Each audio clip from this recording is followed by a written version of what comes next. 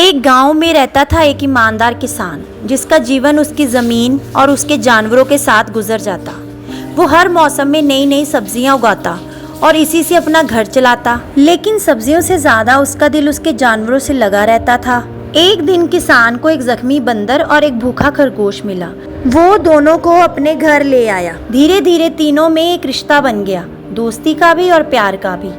वो तीनों दिन भर खेत में खेलते, खाते और एक दूसरे के बिना उदासी महसूस करते। एक दिन किसान ने सोचा क्यों ना एक खेल खेला जाए। उसने अपने खेत में कई सारे गड्ढे किए। उनमें से सिर्फ एक में लाल रस भरी गाजर छुपा दी। फिर उसने बंदर और खरगोश को बुलाया और बोला, जो इस गाजर को ढूंढ निकालेगा उसे एक बड़ा इनाम मिलेगा।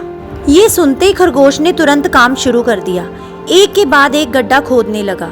लेकिन बंदर ने कहा, इतने सारे गड्ढे, किसमें गाजर होगी किसमें नहीं, कौन इतनी मेहनत करे, मुझसे तो नहीं होगा।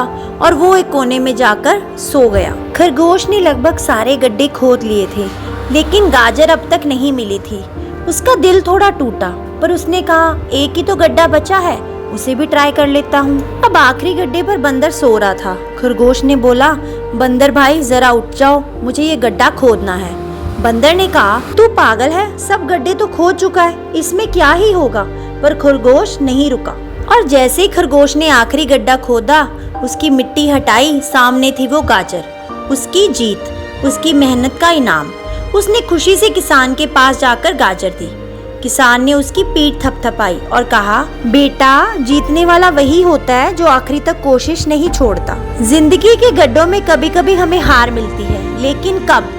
जब हम कोशिश छोड़ देते हैं। अगर खरगोश भी बीच में रुक जाता तो वो गाजर कभी नहीं मिलती, और जो ट्राई नहीं करते उनके जीतने के चांस शुरू होने से पहले ही जीरो हो जाते हैं। सो कभी भी इतनी जल्दी गिव अप मत करो। क्या पता आखिरी गड्ढे में ही जीत छुपी हो। एटलीस्ट ट्राई तो करो।